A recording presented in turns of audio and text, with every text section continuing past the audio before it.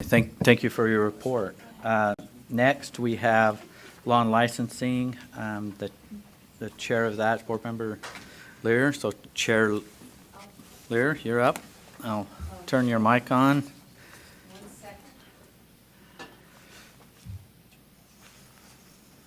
Back on task.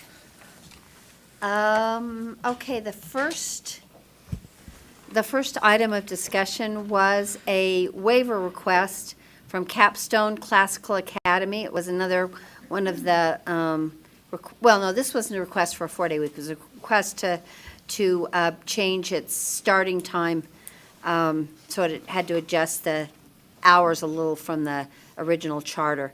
So Member Cummins moved to recommend that the board approve the waiver request from R277-419-2 parentheses 31 for Capstone Classical Academy. The motion was passed unanimously. The motion for the board is that the committee moves that the board approve the waiver request from R277-419-2 parentheses 31 for Capstone Classical Academy. Okay, the motion before the board is that the board approve the waiver request from R277-419-231 for Capstone Classical Academy. Discussion to the motion, Board Member Belknap. Through the chair, can I speak to the chair? Yeah. I'm interested as to why the bus is different on Friday than it is every other day of the week, and why that half-hour difference. Do you know? Did they say anything like that? They did. I'm reaching. Somebody can help me, probably Brittany. Okay. That's If that's weird. okay. Let me see if we'll have Vice Chair Brittany Cummins comment or answer. It's not that the bus time is different, it's their start time was different. different. So they had a half an hour earlier start time, and so to align with the consistent bus time, they asked to change that half an hour time. They're, Okay, follow up. so they're all going to be at 8:30 Yes. now. Correct. Yes. So on Friday, they're doing a 3.5-hour day Correct. instead They of a had 4. an early Yes. start on Friday. Thank you. That was a much better way to explain it. Thank you. Okay. Not seeing any other questions or comments. The motion before the board is that the board approve the waiver request from R277-419-231 for Capstone Classical Academy. All those in favor, say aye. Aye. Those opposed? Voting is unanimous. The next one is item 11.3. It's a new rule, R277-317, National Board Certification. And we had a motion from Member Cummins to recommend that this rule be approved on that draft 2 be approved, draft 3 be approved on first reading for the committee and then passed on to the board. But as it turned out, there was a little bit of a complication with the way that the payments were described in the rule. There was a $75 fee that was, and if this needs to be corrected, or if you care about the details of this, then we can ask Angie to help me with it. But there was an initial $75 fee for the person seeking a board certification that would be paid by the, that was initially going to be paid by the school or by the applicant. And as it turned out, it worked better for the national board certification process to have it paid by the school, and then, they paid by the, yes, so that's right. Well, I'm sorry, then it wasn't. Let me go start all over again. Maybe, actually, with Chair, could we have Angie Stallings come forward? This was a little bit technical and came up just the other day when we were going over preparing for this meeting. It would be safe to say that from your board. Safe to say that from your board, or from your committee meeting, that the motion was there to approve R277-317 National Board Certification Draft 3 on second and final reading. Except we need to have it be draft But- 4. But, so you need to Oh. make a motion to draft 4 and then speak to that motion. So if I this is important that something comes out of committee, that it comes to the board, so. Got it. So the motion before the board is that the board approve R277-317 National Board Certification Draft 3 on second and final reading. Then I go to the chair, which is you. Okay.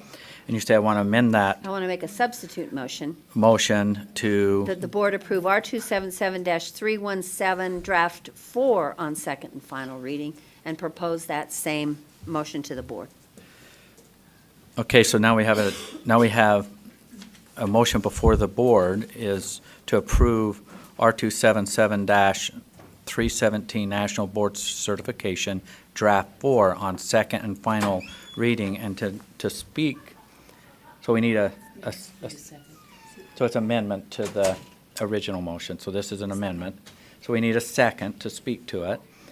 And I so we can't have a believe you got second, that. now you can speak. So we're just following protocol. Yeah. So to speak to the motion, do you want Angie to speak to It would draft be 4? helpful if Angie could explain. It had to do with the way Okay. that the payment was being made from the applicants for the National Board Certification.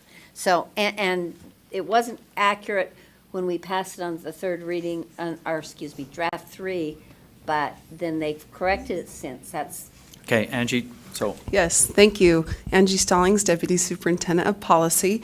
And in general, once an applicant is approved, the fees are paid from our office directly to NBPTS, the entity that does the National Board Certification. However, the lines that you see there state that the applicant does need to pay the initial $75 registration fee because before they apply, because of timing, they need to start the application process or the registration process with NBPTS. And so that's all that's been added, are those orange lines right there, and that's what is in draft 4. okay, discussion to the proposed amendment. Board Member Linda Hansen? A couple of questions. So the fee is reimbursable or it is not? That it should be, I thought because so. the grant, I think, covers Yeah. even the registration fee. But that is a question that I apologize, Travis would know the answer to Just saying, there. maybe that should be put in there, that it's reimbursable. my recollection was that it was reimbursed. That was my recollection also, that they will get the $75, That. but Travis, he's probably So in we his need to- office we listening. need to Travis, find it Travis. before we, So, yeah, it would be nice to know that before we vote on it. Well- My other question, because if it's not reimbursed, I would think we needed to probably, and maybe you send a draft to Senator Maine, asking her how she felt about the non-reimbursement of the 75, I would think, because she's somewhat, she likes to know these things, right? AG Buse stepped out to grab somebody to get that answer real fast. Thank you. I think we could add it, if I may, I think we could add it, make it clear that it's reimbursable to the applicant if it's not If it's clear in the not, rule. so do you want to, I'm looking quickly. to without objections, is that going to be part of your motion? Yes. To have, if it's not included, to have it added? Added as reimbursable to the applicant. Yes. Okay, here we go. Here's our answer. Oh, there he is. Good, Travis, did you know what the question was, Travis? registration fee is reimbursed. No, I do not. Okay, we're talking about that. Is it okay if I ask Well, him the to review question that? is the fee, we're talking about this fee, is it reimbursable? That was Board Member Linda Hansen's question. It would not be reimbursable by this program. Whether or not it could be reimbursable by the district or someone else, that Oh, would be you're wrong. up to them.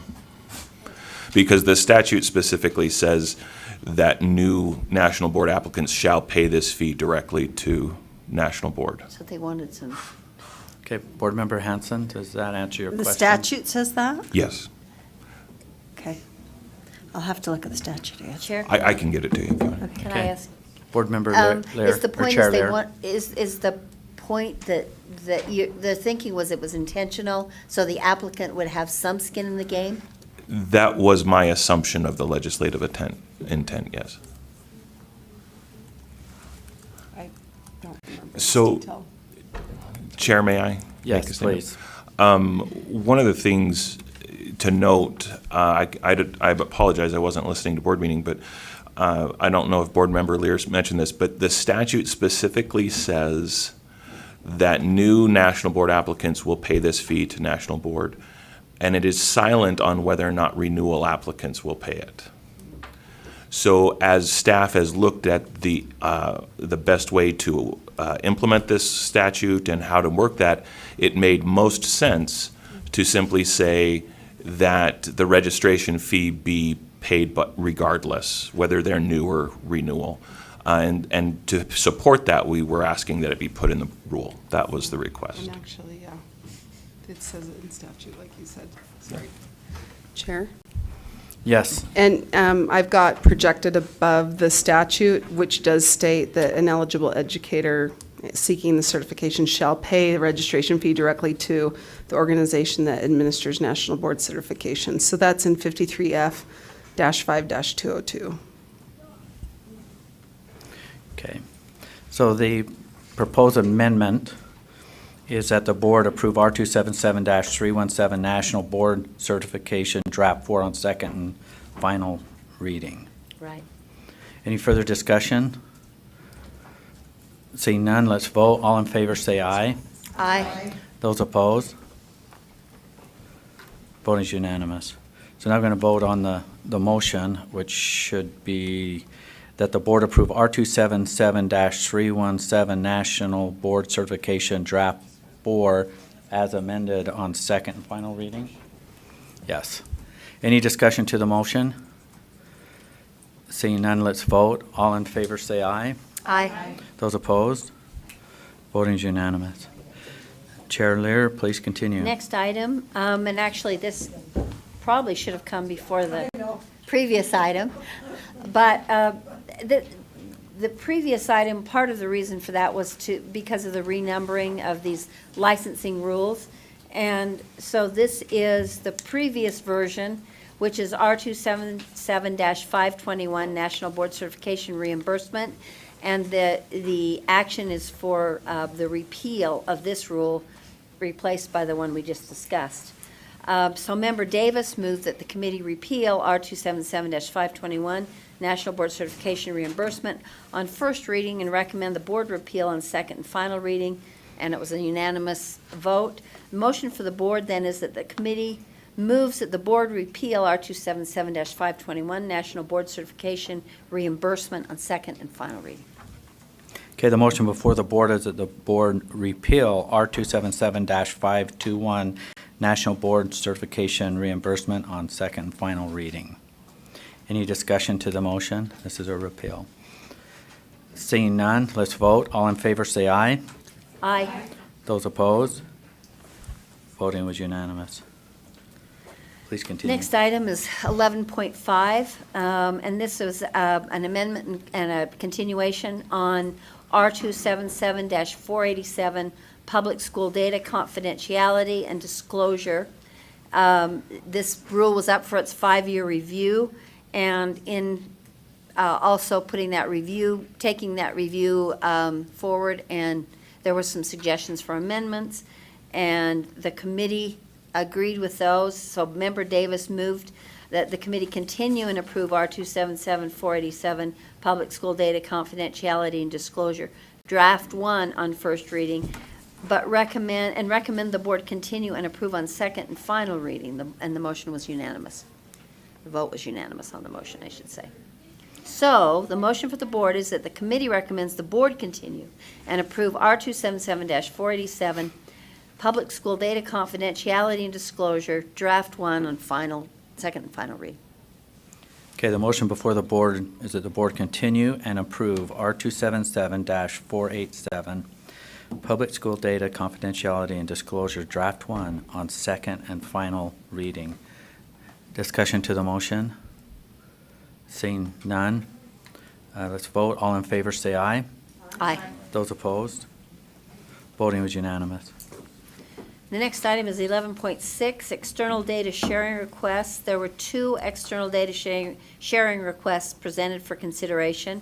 One was for Rosalie Pacheco at the University of New Mexico. She requests state level WIDA alternative data, WIDA.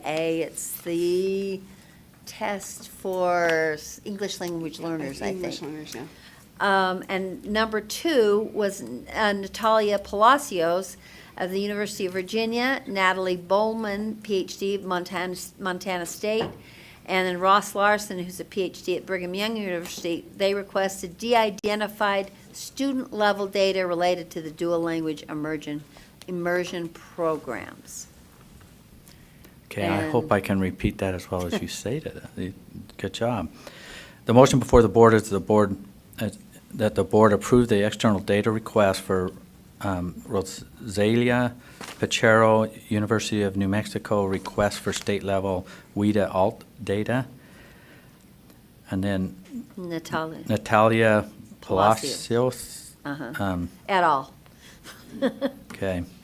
At University of Virginia, Natalie Bowman, Montana State University of Billings, and Ross Larson, Brigham Young University, request for de-identified student-level data related to the dual language immersion programs. Any discussion to the motion? Seeing none, let's vote. All in favor, say aye. Aye. Those opposed? Voting is unanimous. And finally, we have our item number 11.7, that is R277-464, School Counselor Direct and Indirect Services. This is coming after considerable more work by state board staff to make this understandable and make it aligned so that all schools would have the same standards for school counselor services, and not Title I schools would have a certain standard and there'd be a different standard for other schools. Not even Title I, it's schools that receive funding for school counselors versus those who don't. So in the committee action, Member Davis moved that the committee approve R277-464, School Counselor Direct and Indirect Services, Draft 5, on first reading, and recommend that the board approves it on second and final reading. It was a unanimous vote. And so the vote for the board, the motion for the board is that the committee moves that the board approve R277-464, School Counselor Direct and Indirect Services, Draft 5, on second and final reading.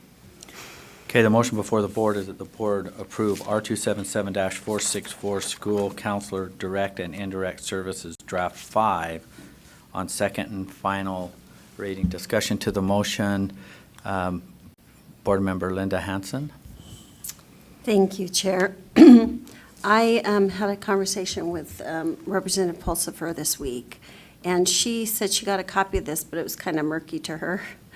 So she had some questions she wanted me to ask, and I don't know who can answer them, if that's Angie or Sid. Okay, or- why don't you put your question out? So I'll put the questions out that she said. She said HB 81 was supposed to free up the counselors' time without micromanaging them. Does this make their top priority talking to kids? Does it cut back on reports and other activities that other people could do instead, like changing schedules? So, Angie, who would you like? I think, Kim, would you like to Okay. introduce yourself? So we get name and title. Kim Herrera, School Counseling Program Specialist. And it sounded like there was a couple parts to your question. So the first part of your question is, can you repeat it, please? Does this make their top priority talking to kids? Yes, with the direct services to students, it is focusing on 85% of time of counselors' duties in direct contact with student supports. In the other 15% of indirect is still supporting students through consultation, referral, professional development. So it's all indirectly supporting students as well. So 100% of time is dedicating and supporting student needs. Okay, so the other part was, does it cut back on the reports and other activities that other people could do instead, like changing schedules? Because that was another concern she had. She said other people could change their schedules, when she passed the bill, and they don't need to be doing that. They should be spending more time with the kids. Yes, so in our plan for college and career readiness meetings, it is very much intentional to help guide students towards their career and next step opportunities in post-secondary education. helping students understand and guiding them into important coursework that can help support their goals is part of that individual planning process. And part of that is course selection and course changes, so those students understand that the impact of their decisions they're making, so they can make informed decisions. They're still, ultimately, it's up to them of what they want to drive their schedule, but it helps with that conversation. So it is a point of contact with that student. Another good thing about counselors being involved in that course selection and class change process is it can lead to other discussions for social emotional support. So if a student wants to get out of a class, that could lead into a deeper discussion of what is the root cause and help them problem solve and really correct whatever the underlying issue is. So really, that course selection and course change can be a direct service to the student to help them make informed decisions. But Okay, so the answer is that no, it doesn't do that, right? So do you want me to go back and tell her that? But it doesn't prohibit. And so basically what, if you refer to the document, there is a point that says the use of time that allocated can look different from school to school based off the needs of their identified needs. And so if if a school found that they could get some clerical support to help with some of the minute schedule changes from one class to another, or to get a lunch with their friends or something that is not so much guiding their post-secondary plans, that would be totally up to the individual school. Okay, so, as she explained it to me, I think that was her concern, was some of those clerical things she thought could have been done. Absolutely. With other people, so But I I will think let her know that. Thank you. And I think the message that we want to convey with appropriate direct services is we want to be very intentional in our supports and guiding students towards connecting course selection to their long-term goals and making it meaningful, making their senior year meaningful, connecting them to concurrent enrollment or technical skills or getting some kind of skill before they leave high school. Those are all real positive discussions that can happen in those meetings with counselors with course selection. Board Member Jenny Earl. Yeah, just a quick comment, and maybe, I don't know if you want to add anything to this. We had a little bit of a discussion about this same thing that Board Member Hanson, about making sure that the services, that a counselor is doing the services they need to do. And I know there was some dialogue in our committee meeting about if a counselor is doing something, or if the school needs to use them for something else, then they need to have counseling be 5 hours of the day, and if it's something else, then that person is identified as 2 hours of the day something else. Otherwise, that counselor needs to be doing those counselor services. If they're mixing those, they need to be, is that accurate in saying that they need to make sure that they're putting them, does that make sense? Yes. Am I hitting that? Because we kind of talked about that last time and saying if they're in counselor, they need to be doing the counseling services. If they're hired part-time for this and part-time for something else, then they need to be identified as half this, half something else. Thank you for clarifying that. And really what I feel like the goal of this is to maximize the role of a school counselor to meet the students' needs. We have increased student needs and we want them to access that support and get the needs of the students met. And so what we really talked about was rural schools and some of the barriers they have in wearing many hats and how they fill that role when in rural schools. And so what was discussed is sometimes their student population is lower and they may only have 150 students to one full FTE counselor. And with our recommended ratio, the national recommendation is 1 to 250, but in Utah, what we have is 1 to 350. And so if they're meeting the needs through their ratio, that rural school could assign maybe 90% of their counseling's time is to direct services to students and filling that counselor role of implementing a program, and then the other 10% could be utilized to meet some of the other needs of their school as the school sees fit. Okay. Board Member Newell. Thank you very much. I think this is exciting. One of the things that we need to move from and understand that these are foundational things. We're moving away from the counselors not focusing on what the students need as individuals. And that's critical. They have to be I don't want to say it in the wrong way, but you have to be intentional about being purposeful with each individual. And I think it's critical that we are moving away from checking the box and being more intentional about how we're dealing with these students, and I think this addresses that, and I truly appreciate that. Thank you. Board Member Lear? I was going to say, in response to Board Member Hanson's points from the sponsor of the bill that didn't necessarily prompt this, but moved this along, is actually we did better than what her bill would have required, which it said it recommended. This rule says an LEA shall ensure. So you can take back to Representative Pulsifer that the board went, I believe, one step at least forward in saying, here's what the board is telling all LEAs, regardless of whether or not they get comprehensive guidance funding. So I think we definitely accepted the spirit of her, of the bill she sponsored in addition to the letters of it. Okay. Angie? Thank you, Chair. Just one thing I just wanted to bring your attention to, Board Member Hanson, is this Appendix C, which is incorporated by reference into the rule, and we could probably provide that to Representative Pulsifer because I think it might be a little more reader-friendly. But just as an example, the very top, appropriate versus inappropriate, I think you can see there that inappropriate would be registering or being the main intake for every single student. But the appropriate would be more along the lines of what Kim stated, which is individual student academic program planning, including college and career readiness schedule for post-secondary success, so as Kim stated. But I thought that might be a good visual, and we could also provide that to Representative Pulsifer. And that Okay. completes our report. Well, we've got to vote on this. Oh. There's a No. motion.